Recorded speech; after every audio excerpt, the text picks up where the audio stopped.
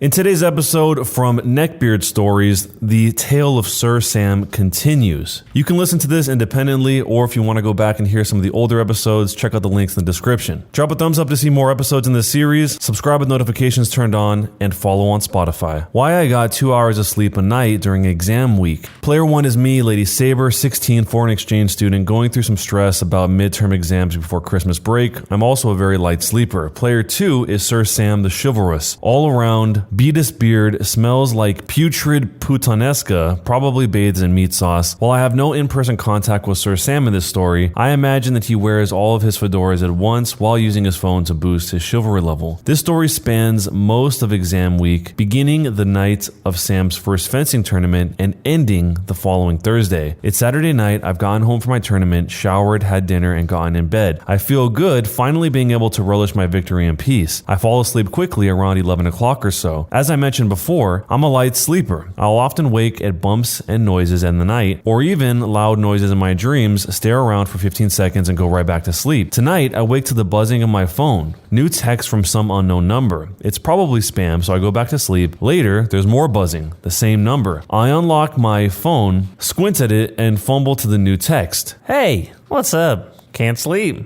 How are you? It's 12:30 a.m. What the heck? I take the bait and respond, who is this? Well, hello to you too, Lady Saber. Can't believe you don't know who this is, though. Seriously, it's like 1 a.m. Tell me who this is or I'm blocking your number. Okay, it's Sam. That's all the answer I needed. I switch my phone off and try to fall back asleep again before getting back up and responding with, how did you get this number? Oh, well, when I called my mom this afternoon, I accidentally called myself first, so I had your number in my phone, and I decided to text you. Dude, Sam, I have a midterm in world history tomorrow. I need to sleep. That's cool. I'm studying anatomy. Winky face. Why do I even try? I turn my phone off and go back to sleep. Yet, like I'm in some well-timed nightmare, my phone goes off again shortly thereafter. I try to ignore it, but it keeps going. He's calling me. I silence the call. I go back to a fitful sleep until I get another call. I pick it up, probably sounding like a sloshed Smeagol. Hello? Hey, Lady Saber. Sam? Hey,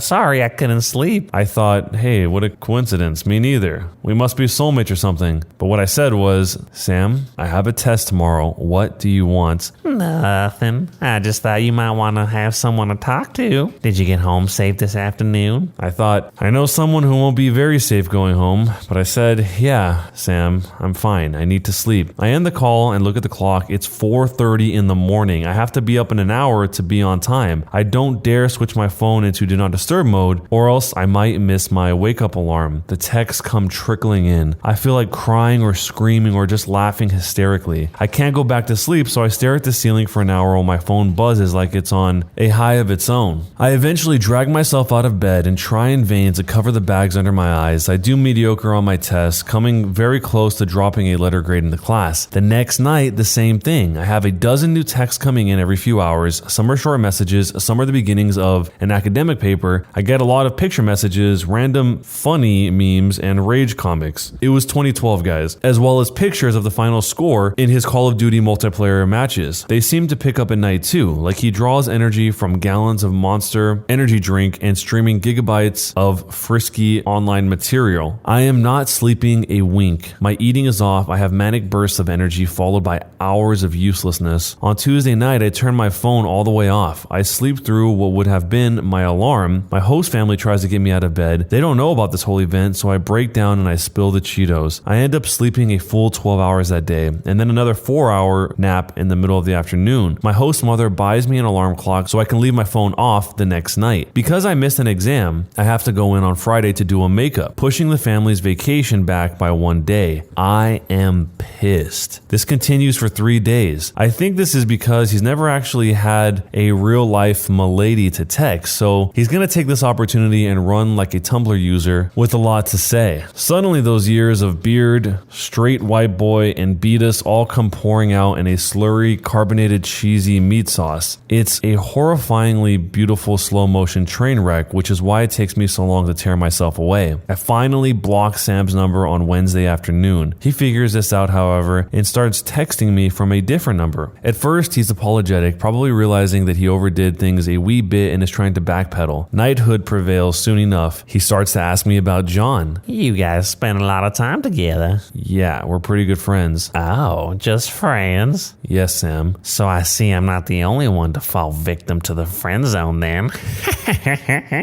I have no idea how to respond, so I just wait. It never takes long, and then I get this. Indeed. Well, I really just think John only pays attention to you because of how much makeup you wear and the way you dress. Really, if you want to find someone that can respect you and treat you like a lady, you should present yourself in that way, and the right guy will find you. I thought, dress for the relationship I want? Okay. Have any Urukai propositioned you, Sam? He went on to say, plus, John doesn't really dress like he has any class either. John wears bootylicious jeans and muscle tees like a normal hot person, I thought. Sam speaks from experience, naturally, having about as much class as a Marxist utopia. I'm pretty done hearing about how gross I am for trying to make myself look good, so I silence my phone and finally get a full night's rest in. Sir Sam walks back his last tirade in a series of pitiful messages that I can't even bring myself to quote from the cringe pain. This Friday, I show up and make my last exam. I should have known that I couldn't make it out this week without an encounter with this beast, but hold on to your nachos because that is for the next story of Sir Samwell the Chivalrous. So at this point, Sir Sam is just straight up stalker status. He's constantly barraging her with non-stop attempts to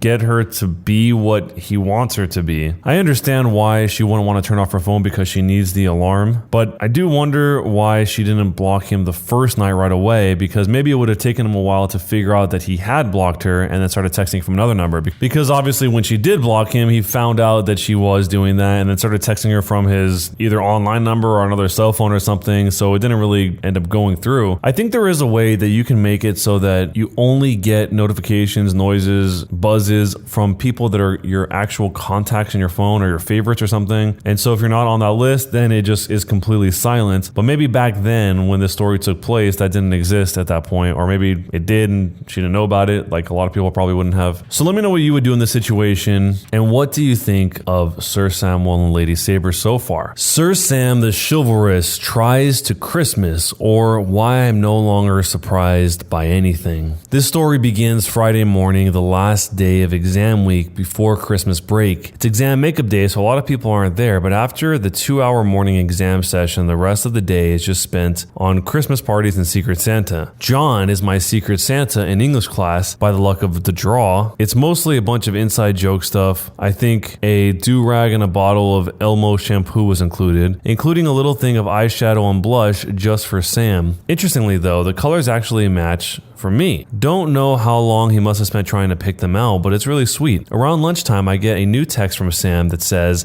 "Got a present for you. Let me know when I can give it to you, winky face." Oh boy, I can't wait. What is it, Sam? I can't tell you. It'll be spoiling the surprise. I'm pretty sure the surprise will spoil the surprise too. I can't give it to you in school though. Maybe after. So, you're gonna give me something that you aren't allowed to carry around school grounds. Great. If you aren't allowed to have it at school, Sam, I don't think it's something I want. No, trust me, you'll like it. Let me guess. It's also 10 inches. We go around and around like this for a little while before I give up and ignore his subsequent teaser messages like, "Bet you can't wait to have it in your hands." And my personal favorite, "It's long and stiff, winky face, haha, JK, JK, JK. Just as subtle as a sledgehammer. My mind is spinning for the rest of the day, running through the list of possible gifts. Is it a frisky toy? A 5-gallon drum of meat sauce? A blade of Valerian steel? All equally possible. Fast forward to the end of the day, I'm filing to the bus loop with the rest of the school when I'm intercepted by Sam like an offensive pass from Tony Romo. "Hey, Lady Saber. Merry Christmas. You look enchanting today." Thanks, Sam. You too.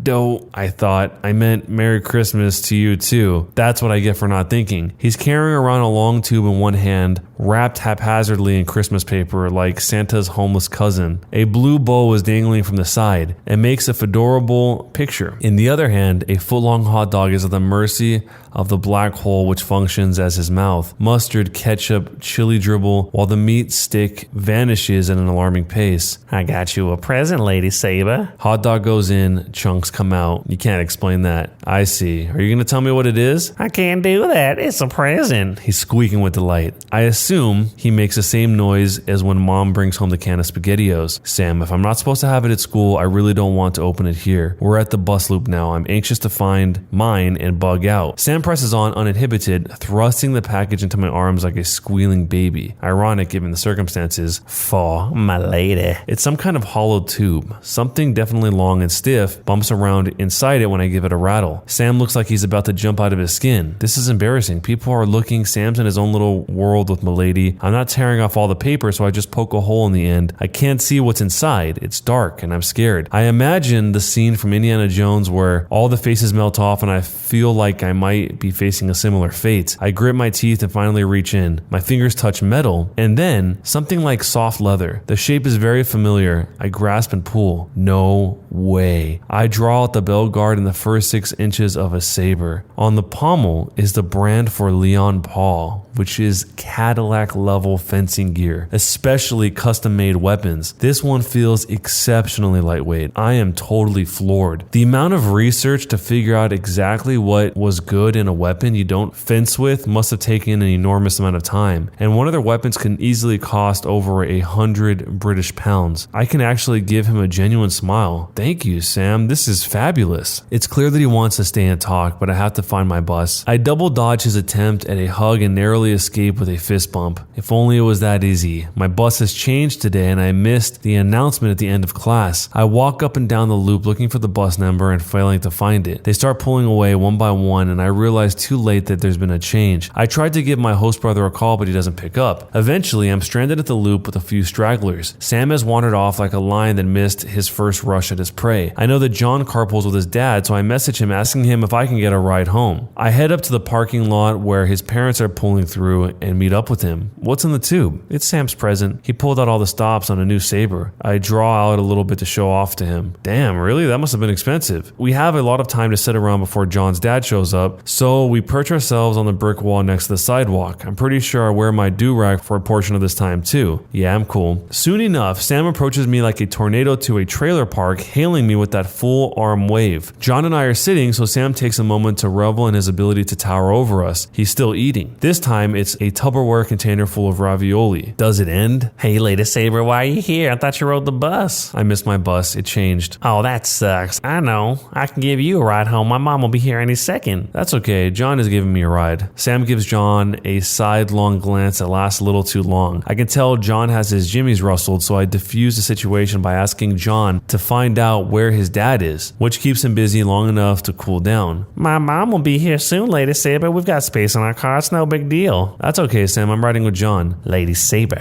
I don't have to offer you a ride. Hey, I bet John is just doing it to get some alone time with you. Yeah, because having your parents in the front seat makes a perfect makeout environment, I thought. He says it like it's a joke, but he's the only one forcing laughter. John has had enough. He rises to his full height, looking down his nose at Sam. She told you no twice. Back off, Sam. They both inflate like pufferfish, and I might have laughed if I wasn't so afraid of them tearing into each other. Thankfully, this only lasted for a tense 30 seconds before Sam's ride pulls up. He makes no move to leave until his mom rolls down the window and starts hollering, "Sam! Sam!" He turns his agitation to his mom and says, "What? What do you mean, what? Get in the car, Sam." "I'm busy, Mom." "What on earth with, Sam? We've got to go." Lady Saber won't come with. She needs a ride home. "Well, apparently it's not going to be with you." Sam deflates like he has gastric bypass. A bunch of other people in the carpool line are staring. He shoulders his book bag and carries his still open pasta bowl to the back seat of his car. Mrs. Sam gives me a look before pulling away. Naturally, Sam manages to screw this up further. As soon as I'm in the car with John, he starts texting me, "Hey, I'm glad you liked your present. Told you would. What did John get you?" All aboard the cringe train, I thought. Well, he was my secret Santa in English. He just got me some funny stuff that we like to joke about. Oh, okay, but not like a real gift or anything. I decide to have a little fun. John is sitting next to me, so he's reading too and eggs me on. He got me some makeup, and like a drunken streaker at a football game, Sam is off. Seriously? He got you makeup? That's like the worst thing you you could ever get a girl. Like he's just telling you you're not actually pretty enough for me, so put this on. Why do you even put up with someone who clearly has no respect for you at all? It's really sad that girls get taken in by guys who don't deserve them at all. Choo choo. This continues for what might have constituted a 5-paragraph essay on why I'm the flooziest flues that ever floozed, gaining speed and losing altitude with each subsequent message. John and I are dying laughing. Finally, Sam finishes and there's a pause like he's not quite sure what to do. I don't reply until he follows up with, "Anyway, what's up?" Smiley. That made me lose it. Sam, I'm going to involve myself with other people. You may not like some of them, but who I associate with is not any of your business. If you can't deal with that, then you don't need to talk to me anymore. He doesn't reply for a while. I'm at home when he responds back with, "Fine, but if you're gonna be that way, I want the saber back." Keeping it classy like a true gentleman, Milady is unmoved. Sir Sam keeps his distance over a Christmas break instead of opting to post ambiguously about me on Facebook. The first post is something along the lines of, "Breakups are hard. I wish I was kidding." In the next story, you'll see all about this whole Facebook collection from Sir Samwell the Chivalrous. He took the saber back.